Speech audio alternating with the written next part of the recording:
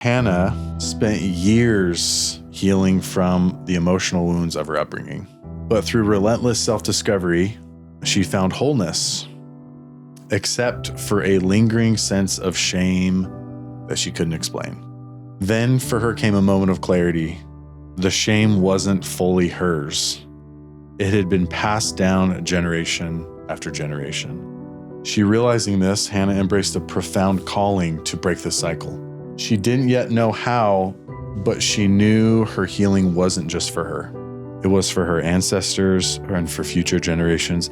As she walked this path, she saw her purpose unfold to help others heal as she had. It's a spiritual calling to be a chain breaker.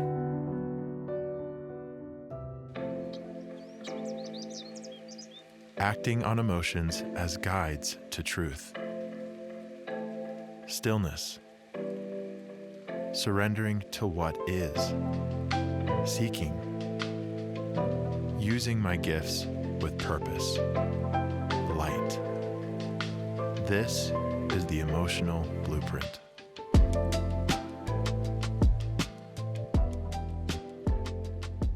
So the other thing that's cool about the journey of a hero is people that take that journey, they also become in many ways like a chain breaker.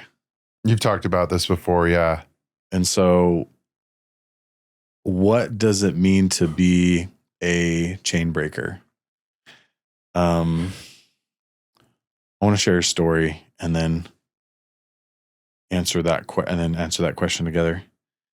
So this is a story of one of my clients. It's a very sacred story that I have permission to share, and I changed up some of the details to kind of protect their identity. So Hannah spent years healing from the emotional wounds of her upbringing. And she grew up in Japan. She had an absent father and an emotionally distant mother.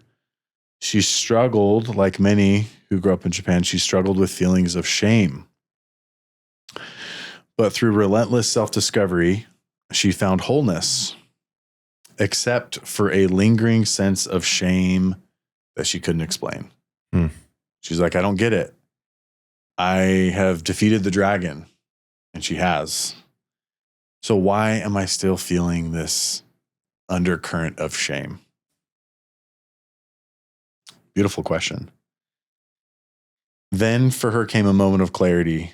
The shame wasn't fully hers. It had been passed down generation after generation. In this moment of clarity and kind of spiritual insight, she saw her grandmother's struggles, both of her grandma's struggles. One was treated as secondary, forced to prove her worth just to sit at the family table, because her grandma was married into the family, and they weren't. Yeah. So they would make her eat dinner on the dirt floor or in the kitchen until she proved her worth, which is not uncommon in that culture at that time. Crazy. Her other grandma worked tirelessly, yet never feeling enough. So this is a really powerful principle. Their burdens had become hers. She realizing this, Hannah embraced a profound calling to break the cycle. She didn't yet know how, but she knew her healing wasn't just for her. It was for her ancestors and for future generations. As she walked this path, she saw her purpose unfold to help others heal as she had. Okay, so there's this really powerful study from a book called It Didn't Start With You. And one of the studies they talk about is they do these studies with mice. And they expose these mice to, they have a shock collar on these mice. And then as soon as they shock them, they expose them to like this lavender smoke, right? And you know how conditioning works. So they take the shock collar off and then they release the lavender smoke and they still have this trauma response, right? Mm-hmm. They then took this trauma mouse and breeded it with a normal mouse. And then these mice had babies. And then they took the baby mice that were never exposed to this lavender smoke, and they put them in the cage. They released the lavender smoke, and they have this trauma response, even though they had never personally experienced it. And they have found that this type of generational trauma is a buzzword lately. We could call it that if you want to, can be passed down. In the studies, they've really shown it's like 3 generations deep. That's crazy. And did you know that only 2% of what's passed down genetically are physical traits? That means 98%. The other 98% are non-physical traits like personality and the traumas that come with it. And sometimes emotions that we can't explain. Now, this can be a topic that you can get lost in really easy. What is the value of knowing? What was the value of this client of mine knowing that this pain wasn't hers? Well, it created a really cool, meaningful, it created understanding like, okay, this isn't mine. This is why. Yeah, this is why. And it can create added meaning for us to heal from our pain, that it's not just for us. And it's obvious for people like, oh, it affects future generations. Well, that's obvious, like our kids. But there is spirits that have gone before us, our ancestors, that cannot fully heal unless we heal our own. It's on both sides. Mm-hmm. Interesting, yeah. I had this powerful experience with, again, I'm going to change some of the details to preserve some of their identity. I had this really powerful experience with someone that I saw, and she came into me and she told me this sad story about how her brother just killed himself. And her brother were close, super close, man. They were like yin and yang. And she was deeply sad and she was really open to this. And as she was going through her pain, I could sense her brother being in the room with us. And, you know, as we started to feel more comfortable with each other, and as I really sensed the sacredness of what was happening, I really tried to be still. And her brother would tell me things to say to her. And one of the things that he told me was that I feel horrible about what I did. I have caused you this pain, sister, and I am not going to be able to fully heal and fully heal unless you are able to like forgive him and let go of this. Yeah. And eventually when the time was right, I told her that, and it wasn't about me in any way. I was just, must have opened floodgates. It was really a sacred experience to see that so close. And it's a very real thing. Like we've talked about what heaven could be like.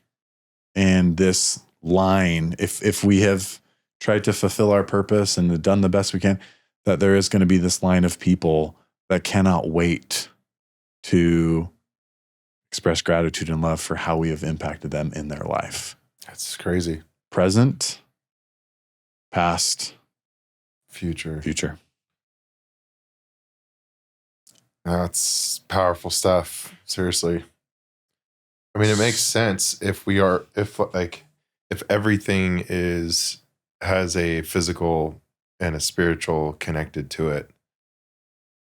It's like time, like it's like eternal. That concept of eternity is just one long string. I'll switch the camera so everyone can see my motion here. One long string that connects everything, right? Yeah. Together. Yeah.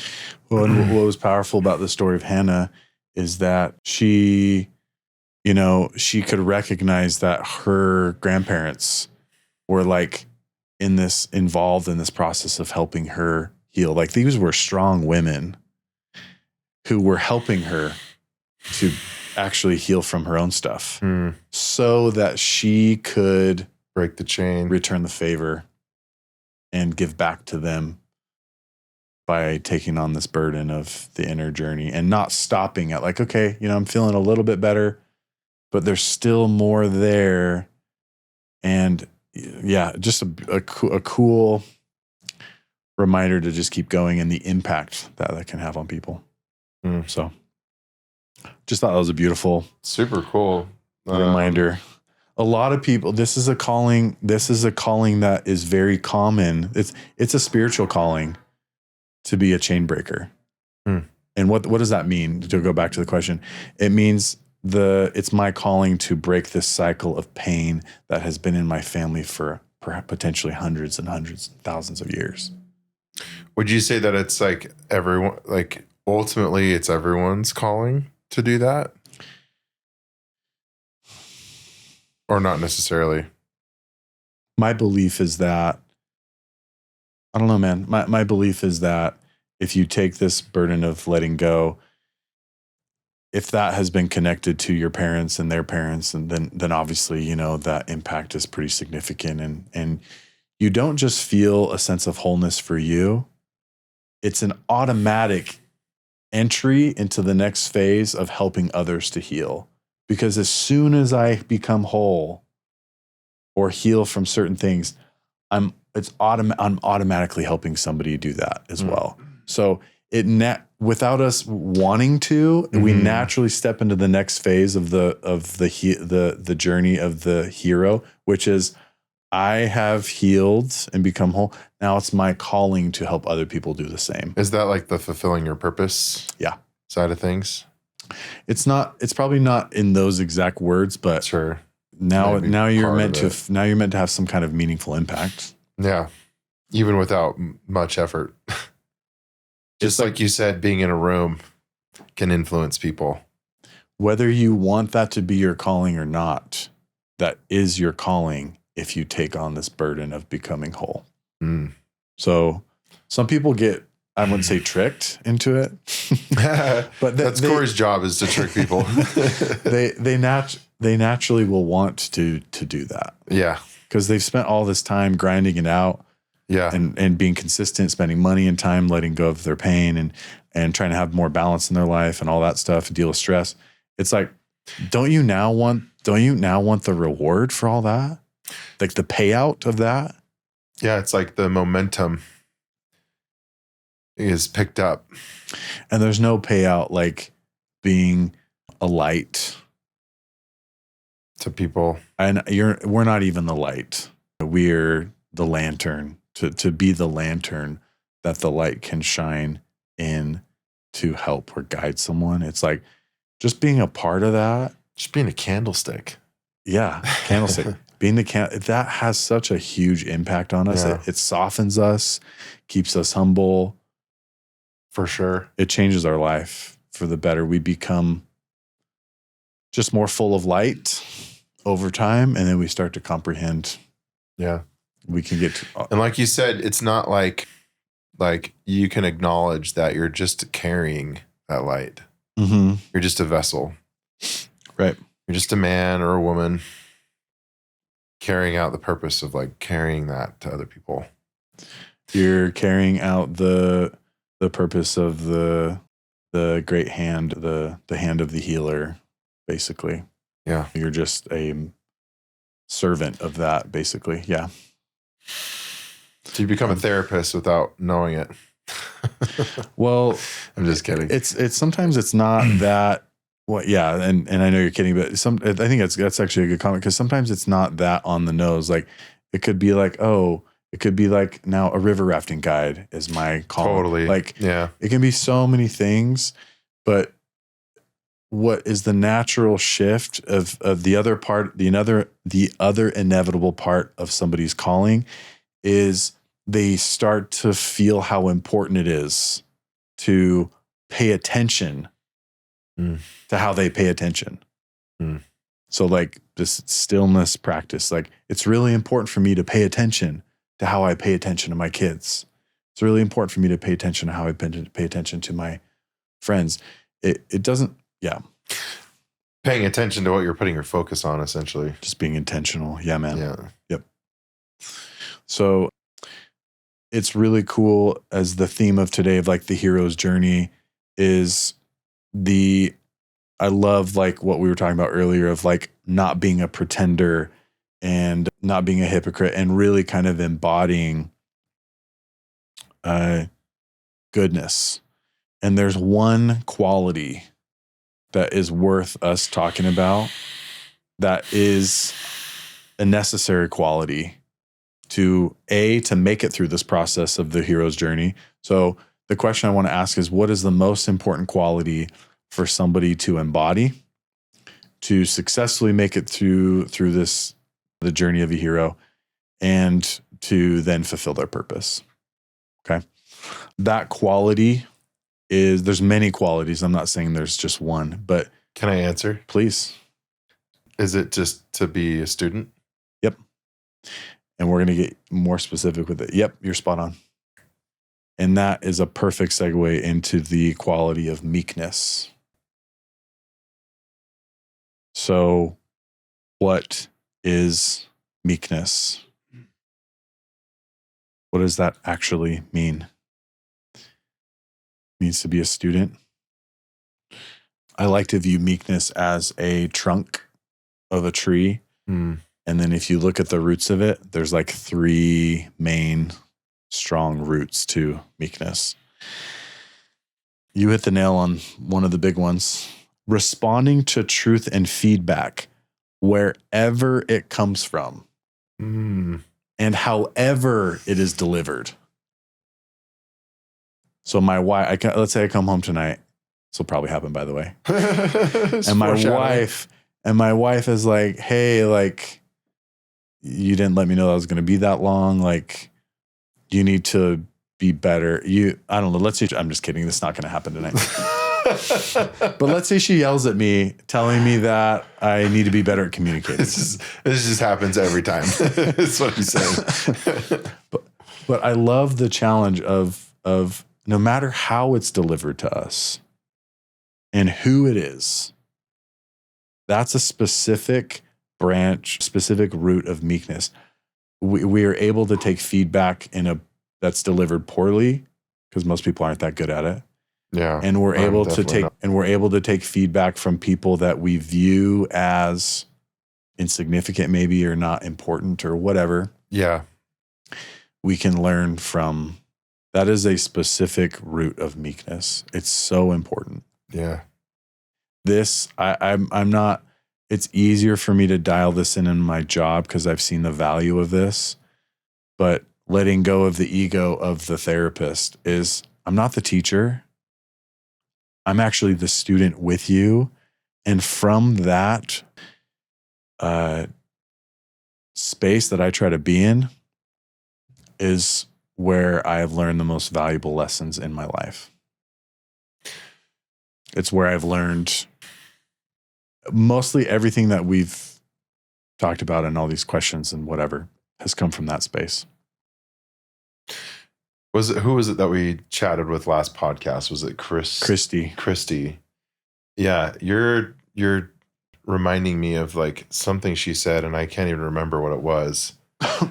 But yeah, there was this like objective. You asked her like what makes her good, and it was almost like, oh, she just took interest in people. And like curiosity, genuine curiosity. And it was like a willingness to almost be the student. That's exactly what it is. Right? Like she didn't look at herself as like, I am here to fix people or be this amazing vehicle to, it's like, she may have done that, but that wasn't like her perspective of her job, or that's not why she did it well. It's because she took a genuine curiosity lens of curiosity into everyone's life. And it was like an opportunity for her to learn from that.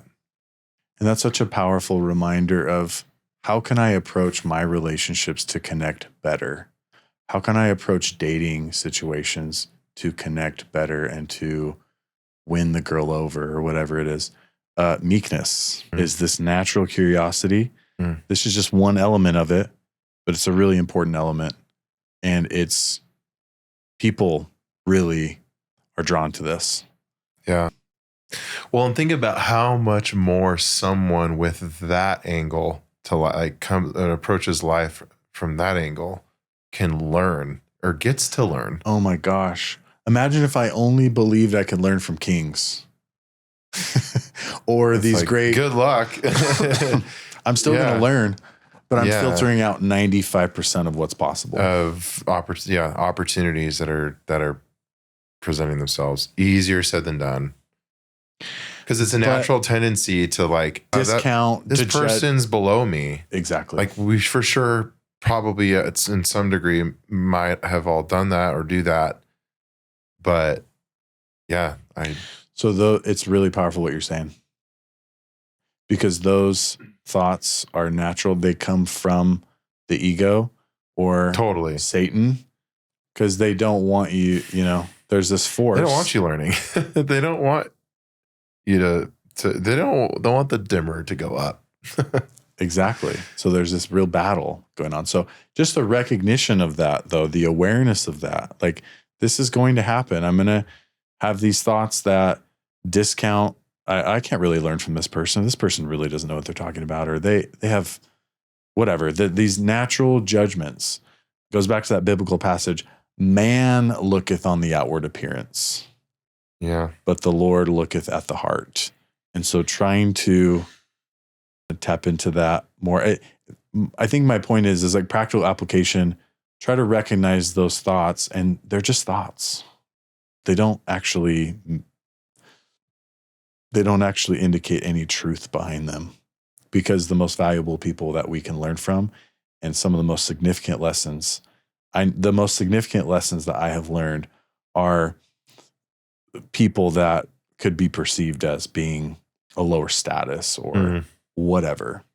My clients, as a therapist, I'm supposed to be the expert.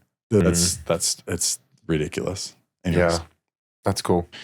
So that's one root of meekness. Another root is submissiveness. Submission is a root of meekness. Okay, so a recognition of submissiveness to God and other people. So this is not a strength of mine, it's not even, it's been a great weakness actually for me. As I've developed with this, it's been a lot easier for me to be submissive to God. And obviously, this great power, nature, this great power. That's changed my life for sure. The biggest challenge for me is being submissive to other people and what other people want. This has played out the most in my marriage. And for so long, my wife has known this and I've known this, like I need to be more gentle in my approach. You've known me for long enough knowing that has not been a strength of mine. That's something I've been working on or tried to work on for years. And it wasn't until recently where I had this breakthrough. Like if you really want to develop more gentleness with your wife and other people, you need to look at the root of that. And the root of that for me was I have to submit more to what other people want and be more submissive. Okay. What does that look like? It looks like my wife texting me when I'm on my way home from work, and her text says, "Hey, it's been a really rough day with the kids. Can you pick up dinner on your way home?" 60 days ago, 2 months ago, I would say like, no, like let's just make something at home, like, because I don't want to stop and get food. Yeah. It's been a long day for me. Yeah. I'm tired. Like my mind, I'm like, I don't want to stop. Yeah. But if she's not thinking about me, she's not thinking about it for herself. Whatever. But Yeah. It's basically is like, I don't really want to stop and we can just make something at home. So it's fine. Right. And that might not be that big of a deal, but it's a big deal to me if I want to develop more gentleness in my relationships because I have to submit more. And that looks like me just responding like, for sure. Yeah. Yeah. It's not to be confused with submitting to an abuser. Thank you for that. Yeah. Or something that's unhealthy. Because people would probably, think of submissiveness as also this like idea that, oh, women submit to misogyny or whatever. Another good word for healthy submission is selflessness. It's me like, okay. Well, it comes down to like do unto others as you would have them do unto you. It's putting other people's needs before your own more often. Yeah. Well, that's an interesting cultural saying, put other people's needs before your own. That's actually one of the more unhealthy things that we can actually do. But you're spot on because we have to make sure. And what are our needs truly? Well, it's the spiritual connection. It's the physical, making sure that we are taking care. Like that needs to come first. But as we're doing that, then yes, we need to. I guess it's like wants versus needs. Like if someone wants something, like, and it doesn't intrude on what your actual needs are. You know what I mean? Then you're totally right. Actually, that's funny that I opened up that can. No, I totally understood what you were saying, but people misinterpret that. Exactly. Because when you think about what is a need, it's a need. But like you dropping bombs right now? Yeah, you stopping, whether you stop to get food or not had nothing to do with your needs. It wasn't going to affect me in any way. It wasn't going to affect you in any way. Right. But actually it was, because if I really want to develop more gentleness, I need to be intentionally more submissive or selfless. Yeah. You need to be more submissive. Yeah, exactly. So you needed that.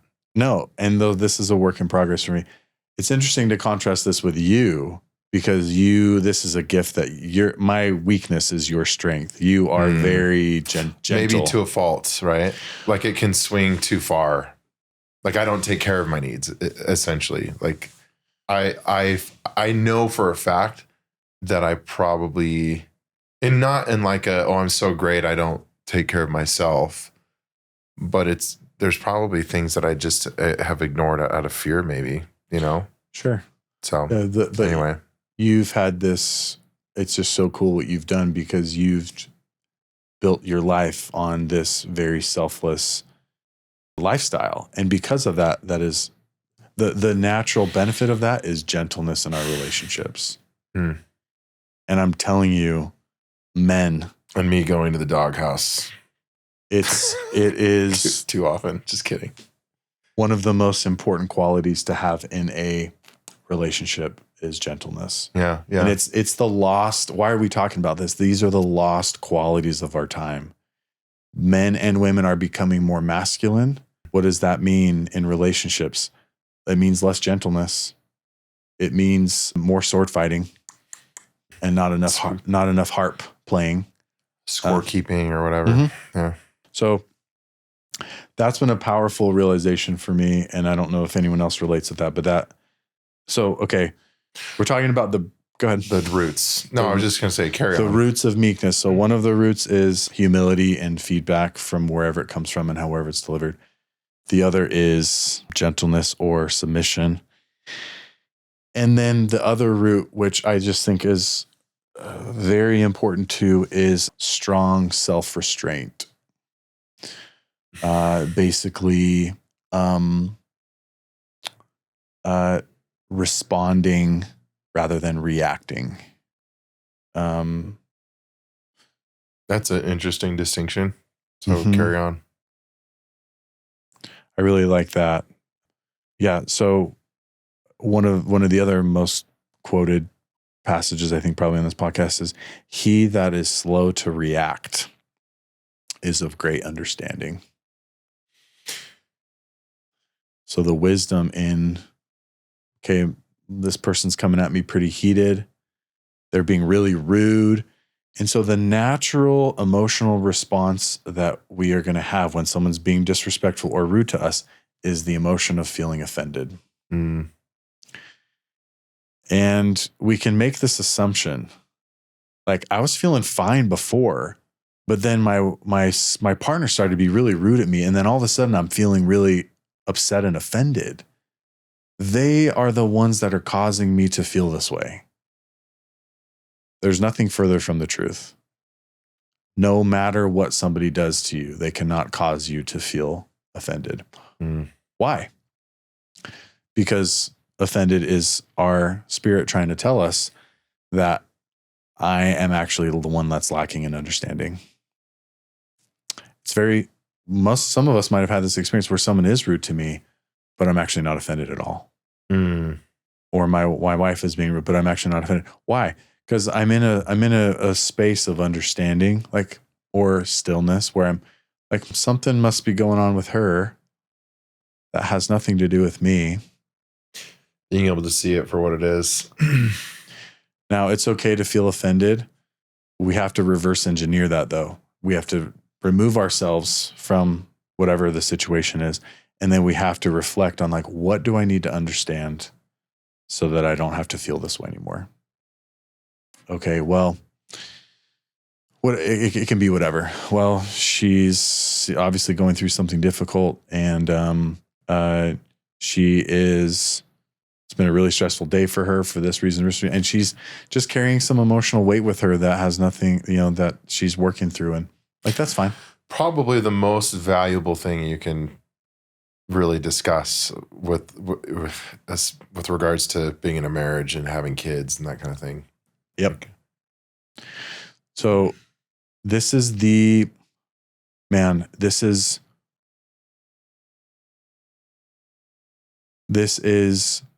emotion that comes up the most in relationships, and it's the emotion that ruins the most relationships. What emotion specifically? Again? Offended. Especially when we believe that it's someone else's fault. Now, don't get me wrong. If my wife is rude to me, she's responsible for that, but she's not responsible for me feeling offended. That's my own lack of understanding. Yeah. So that's a beautiful, goes back to the meekness. Now the self-restraint, okay, if I'm feeling the strong self-restraint is if I am feeling offended, the practice is I am removing myself and taking time to reflect on it before I try to pin that on someone else. Yep. Again, so another natural quality that you have that is pretty cool with you. You are all of these things, my friend. You do have this gift of meekness. I feel like I do in one of the roots. You have all three of them. And that's probably why we've been able to stay such good friends over the last 15 years, is because you've been able to put up with all my BS. Because I submit to Corey every single day. we're hanging out. No, but honestly, man, you've been such a cool example of that. And there's no coincidence of us talking about this today with Ernest having a neck issue and you being subbed in, because this is you, and it's just cool to talk to you about this. So any other thoughts on, like, what we're going to talk about, like how to develop this and why it's important, but any other thoughts on what it means to be meek? What it means. One of my favorite quotes about meekness, or definitions, is that it's like absolute power under absolute control. I don't know where I heard that from. I have a sword in my, but it's sheet. I could stab someone. Is it better to be a warrior in a garden, or a gardener in a war, or something? I don't know. Like that? I feel like people always. I feel like that up. Literally everyone does every time they say that quote. It's better to be the warrior in the garden. Essentially, he's willing to lay down his weapons and be in tune with nature and his soft side and the introspective side. But he's a warrior still, because he can stand up and fight when he needs to. That's really beautiful. It's not the absence of strength and of bravery and grit and toughness. It's not that. It's calling up those things when it's absolutely necessary. That's really beautiful, man. It's a great power. And which it's not like, oh, you're someone who's trampled over. No. I think people can get that wrong assumption of what meekness means. It's like, it's I not. don't want to offend anyone. And so, I'm going to let people walk over me. Not at all. In fact, it's like you're able to, I think, call out, people's either BS but you do it from a place which is of grounded in truth and like pure knowledge. You do it with a willingness to have all these. You do it with a willingness to learn from the situations. It goes back to your roots you're talking about. Yeah, that's really cool. Anyway, so should move the mic closer a little bit. Oh yeah, maybe, I don't know. I should. I think one of the most powerful examples of meekness is again in the Christ story. So he had just gone through this exhausting experience in the Christ story in the Garden of Gethsemane, of feeling all of the pain of the entire world in the Christ story, like how exhausting it is when we feel pain. And he, according to the story, bled from every pore. Mm-hmm. Okay. So he's exhausted. Okay. What happens not too long after that is then this group of people come to kill him, to capture and kill him. And Peter takes a sword and chops off one of the captor's ears. Yeah. And what does Christ do?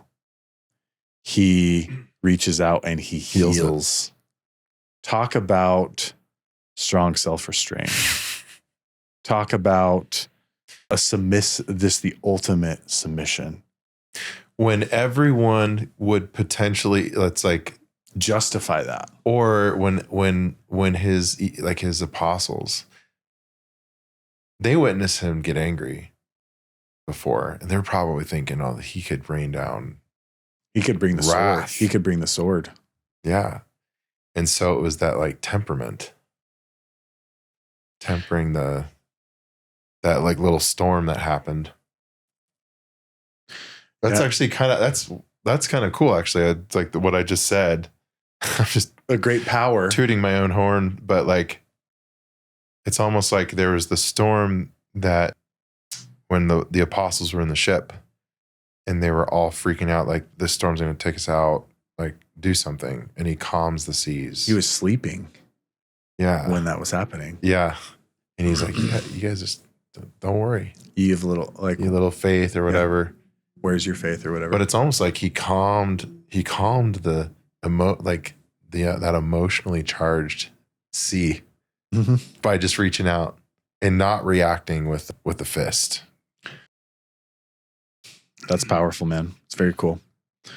So, why is this important? There's this great quote from David Bednar, and he says, meekness is the principal protection from the arrogant and prideful blindness that often arises from prominence, position, power, and wealth. So basically, meekness... Repeat that one more time.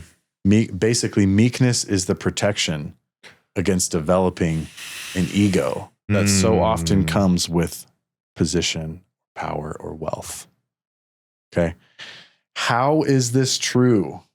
We've talked about how does meekness, how does developing this quality and seeking this quality, how does it protect us against developing a giant ego? I thought about the idea of stillness and how I feel like meekness, the very definition of it is being still when you need to be.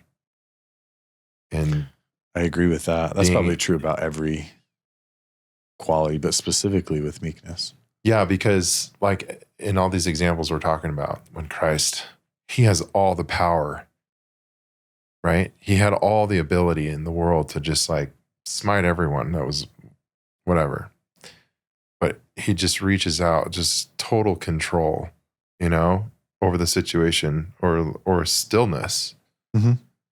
And so I think of like, if you're blowing up and naturally, I think you're going to develop a little bit of an ego. I don't think anyone's immune to that.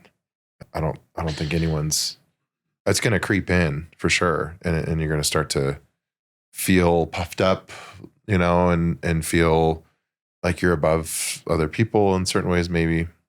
But a stillness reins that in to wait a minute. I'm no different than anyone else. I'm just a man. I'm just a woman who's just trying to, maybe just create. You're hitting the nail on the head, man. It's so meekness is the principal protection against developing pride or an ego. Like, it is one of the most important qualities for us to seek to do that.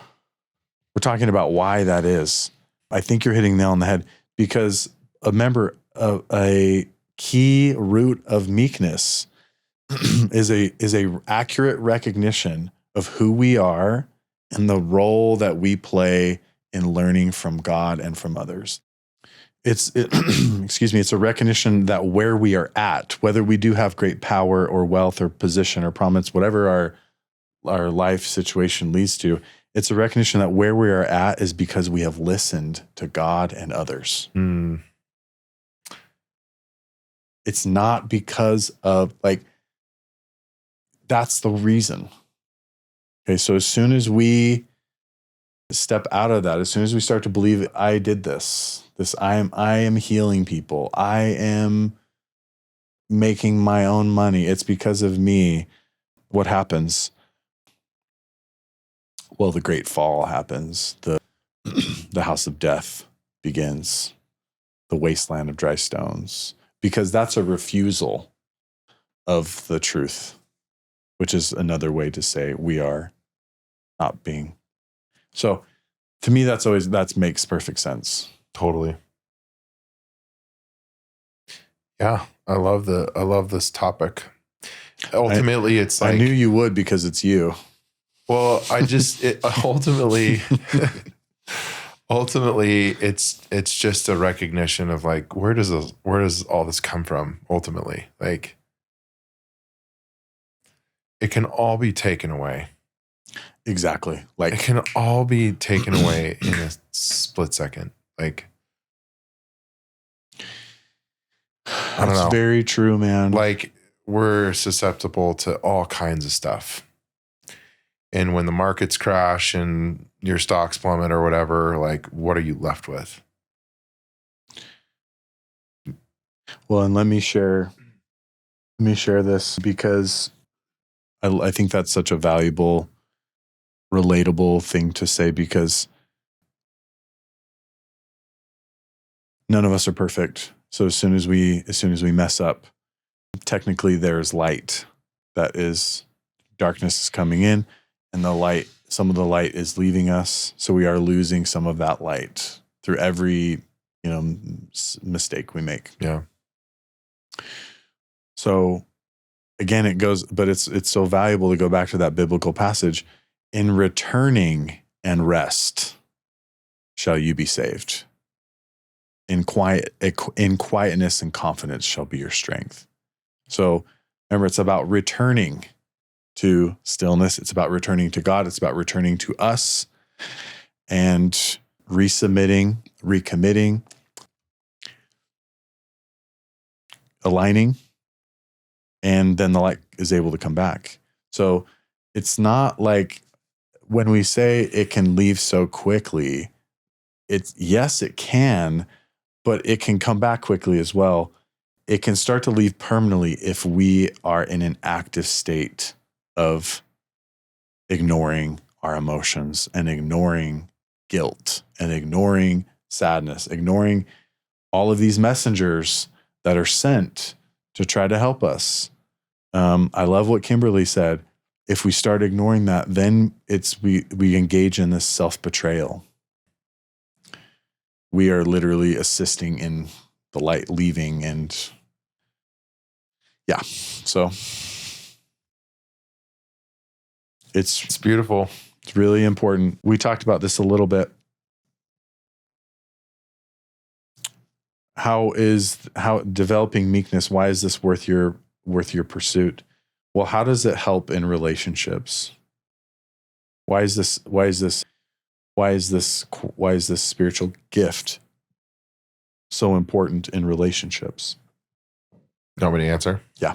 I'd love to get your thoughts. I mean, the obvious is like in a marriage, you have so many opportunities to like react.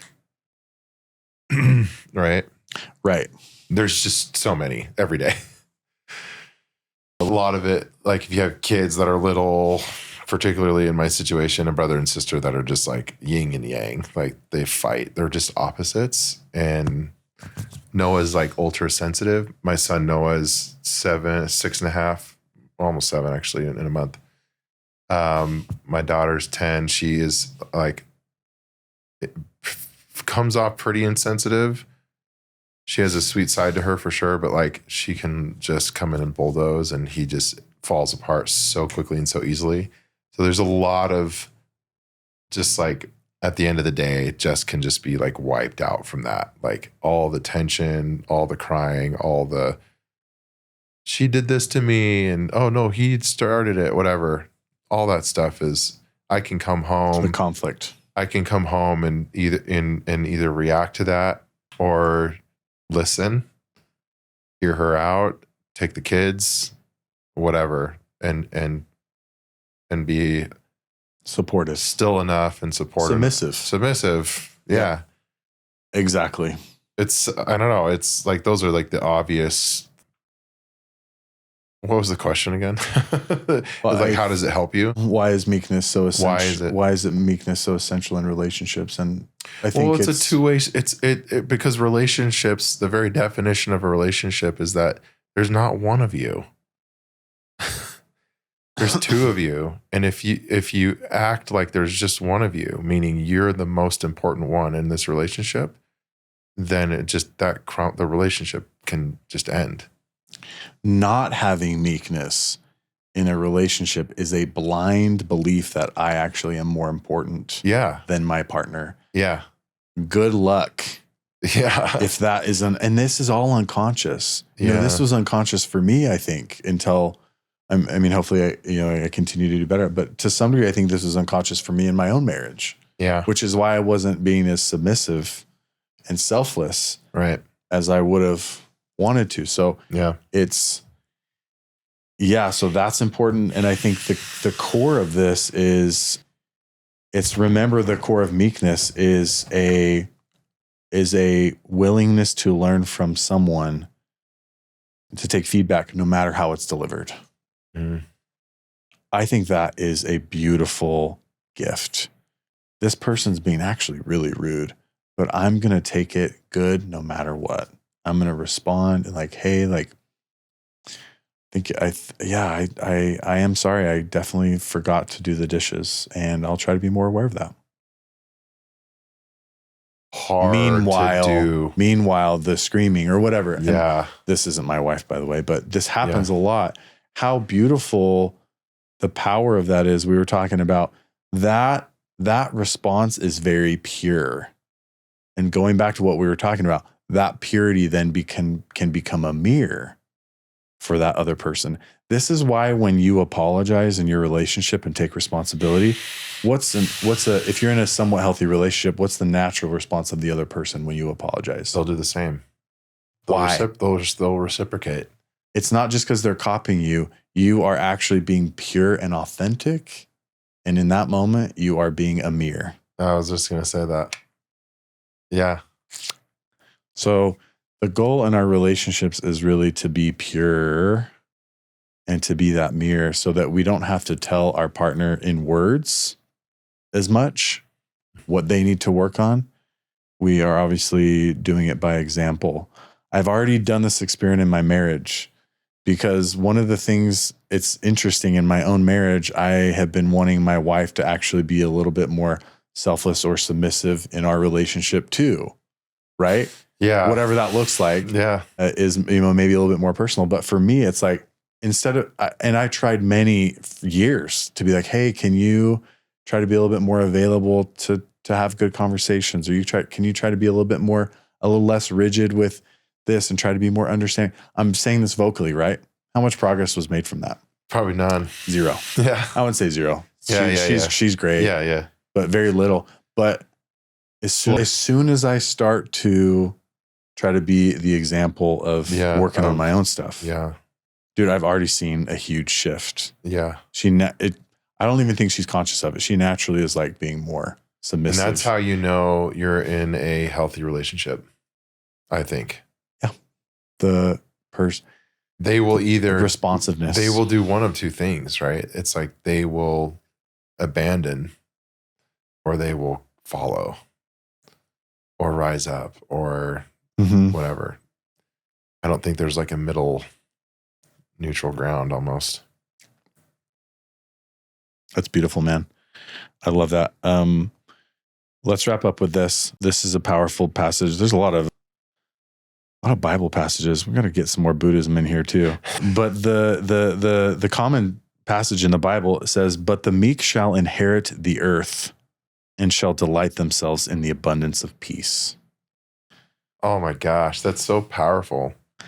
Because, sorry, go ahead. You go ahead.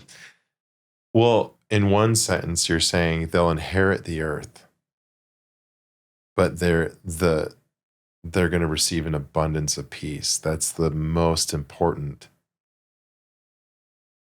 part. It's like that's the most important part, is that ability to feel peace. I mean, and no matter the circumstances, but like, yeah, the reward is inheriting the earth. That's a lot. Let's talk about what that means, because that's a powerful phrase that I don't think a lot of people actually know what that means. And I don't claim to fully know what it means either, but this is an insight that has come to me as I've reflected on it, is in essence, you think of what the earth represents. What does the earth symbolize or represent? Purity. Wisdom. Selflessness. Light. The meek inherit those. It's not a physical thing. No. Yeah. Oh, I do believe it is as well. Right. In my personal beliefs. But this frames means that those that are not obsessed with power, but instead cultivate inner strength, wisdom, and humility, ultimately thrive. They're the ones that win. Yeah. Without wanting to win. Exactly. This is what I love. Again, it weeds out the pretenders, the illusion of fulfillment and happiness, this grand illusion that exists in the world, that will fall. That great building that's going to fail. And who is going to inherit the earth? It is the people that everyone in the world is not going to expect will. It's the ones that are developing this inner wisdom and this strength and this gentleness in their relationships, selflessness, all these things that we've talked about. Rather than forcing their way to success, this is the meek. Rather than forcing their way to success, they trust in a higher order, whether that's divine justice or simply the natural rewards of gentleness and patience. To me, that's powerful, because how many people believe that to be successful financially, maybe as an example in life, I have to bulldoze over other people. I have to kind of screw other people over. It's all about like winning no matter what. Yeah. The Michael Jordan story is an interesting psychology of this, because the number one thing Michael Jordan cared about the most, I love Michael Jordan, by the way, but the number one thing he cared about the most was winning at all costs. Obsessed with success and winning. The cost of that, people hated him. It was always the sword. Yeah. Not the harp, not the, anyways, whatever. I just think that is it. I don't like basketball. I don't care for basketball anyway, so it doesn't matter to me. Being successful, though, does not have to include bulldozing and force. I think sometimes it does, but that's not the way to go. Absolutely not. because you end up, it's a sacrifice that, anyways, people have to go through their own journey with that regardless of what we say. Well, it goes back to like, if you're sacrificing, if it's like at all costs, then you're willing to sacrifice relationships for your own gain. And God and spirituality. And you're putting yourself in front of other people. Like and you develop this ego because you believe that you are. And important. It may even, maybe, who knows, maybe you have decent intentions even. Like, I want to win so that I can be inspiring or whatever. I have a hard time believing that type of person would bulldoze through people. You'd be surprised, man. Yeah. I've seen that a lot, actually. So anyways, I just think that's a cool reminder that this, to put it in a different way, the way of living of, I'm going to live my life that is in line with what other people want and where other people are at. Kind of this acceptance of like, okay, Ernest is hurt tonight. His neck is hurting, or whatever the situation is. Yeah. I'm not going to be upset by that. That's where he's at. That's what's going on. Me and Dane will do the podcast. Yep. Just accept this. I could resist that if I wanted to. And if I try to resist that, I might even text him and say something that's kind of forceful or manipulative or rude or frustrate, whatever. All that's going to do is potentially negatively affect this beautiful friendship. It'll have a ripple effect that me and Ernest have. And guess what? I might even be able to be forceful and rude and somehow get him to come anyways. Yeah. But guess what? He comes out of his own, because Corey's mad at him or something. Yeah. The vibe and the energy. Yeah. Goodbye to having truth spoken on the podcast. But that's a weird example. It's just what came to mind. Yeah. We love you, Ernest, and your neck problems. I'm still actually pretty bugged about it. We're really upset about it, but. So let's wrap up, man. Practical application. So this is a really important quality. How do I develop more meekness? How do I actually do this?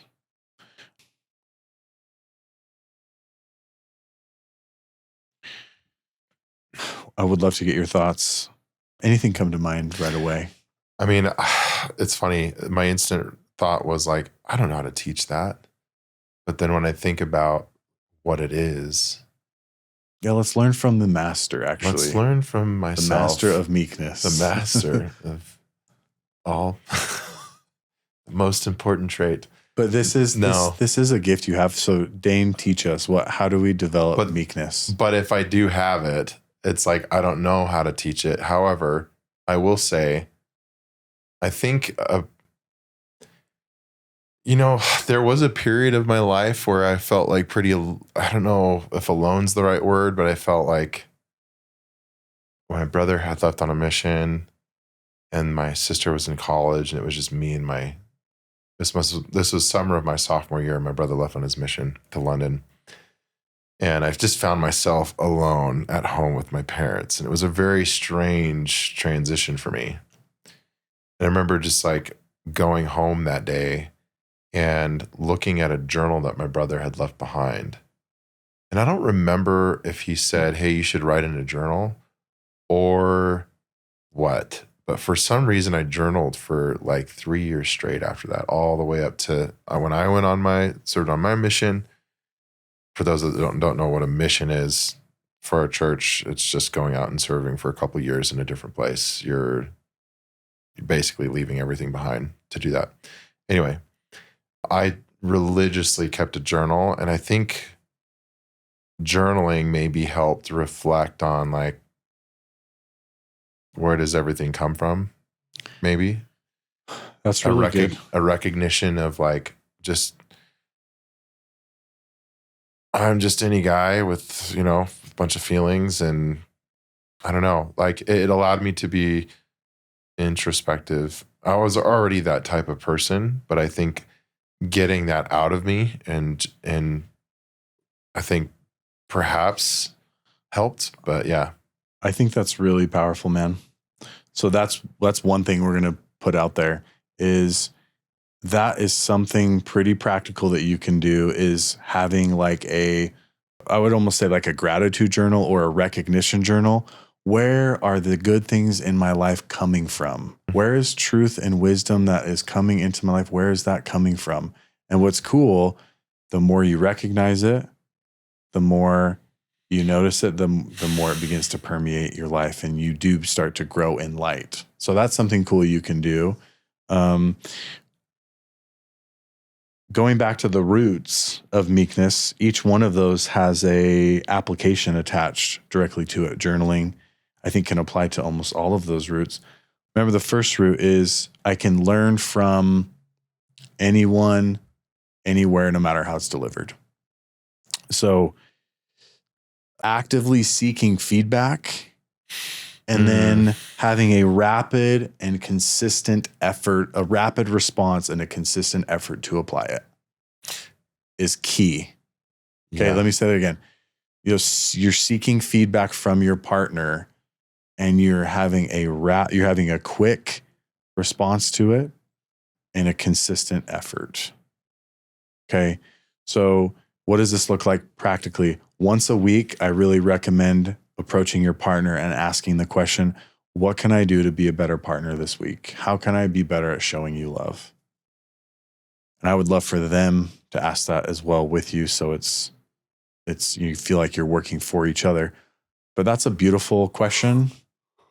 And that can help you develop meekness in your relationship, to submit to that and to listen, taking feedback. Yeah, you have to give yourself opportunities to practice, essentially. Exactly. So that's another one. I submit to others by putting myself in the role of a follower and, when needed, a leader, kind of like what you were talking about. So for me, my example is I need to be meditative and prayerful about recognizing things that my wife asks me to do or wants me to do that I don't want to. It's totally fine. It's easy when my wife wants to do something that I want to do. Like, hey, do you want to go grab food? Oh yeah, I'm hungry. Let's go. That's not necessarily. Or your kids, for that matter. Yeah. Yeah. Yes. Like, Dad, come play with me. I really don't want to get on the ground and play with a lizard. Yeah. Connecting with your kids is like so important and overlooked. Opportunities for that are overlooked. And I would say just learning from, one of the things I learned from this podcast was when you had, was it Adam Rogers? Mm-hmm. I'll shout him out. Researcher in the child psychology department at BYU. He talked about just the value of spending time, like quality time, not just like, oh, you're there, but you're actually like getting on your kid's level. Being willing to do that on the level of anyone that you're with, right? Leveling with anyone. Physically getting on their level. Physically, but that's also like a part of like you're like in their world, willing to submit to what they're doing. And that's really powerful, man. If you have kids or teenagers, even adult children, it's like there's so many opportunities to practice developing meekness with them by joining their world. I think we talked about like, well, I'm a parent and I don't like playing with a lizard, or I don't like video games, but my teenage son does, or I don't like. How adolescent, I say this with love, but how adolescent are we sometimes in those moments where we think we have to have the same interests to submit and connect with people? It's like, it's not about the activity. It's about, obviously, that's another deception of the mind or Satan that can easily. That you have to have the same interest in order to connect. That's what teenagers think. Yeah, it's surface level. Yeah. Adolescent. So it's fine, but it's good to be aware of that. So I love what you said, man. That's powerful. And then I think the other thing that you can really use as a litmus test is, can I be aware of when I'm feeling this offense? Can I be aware of when I feel offended in my relationships?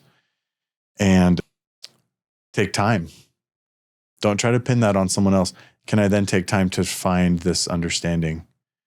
And the natural pushback I get from that as we close is, wait, this person is being rude to me, and you want me to be the one that is cultivating understanding? That's not fair. it's like, technically it's not fair, but it's my response to that might be, well, like, do you want to be right? Or do you want to have peace? Okay, yes, they're being rude. You have to own your own, you have to be responsible for your own emotions. The exception to this is hurt. When somebody hurts us, it's on them for the most part. But Whether emotionally or physically, obviously. The message is the same, that when somebody hurts us emotionally, well, that's either betrayal, abuse, lying, or cheating is the big four that we see with that. It's like, that's definitely on the other person, but yeah, offended.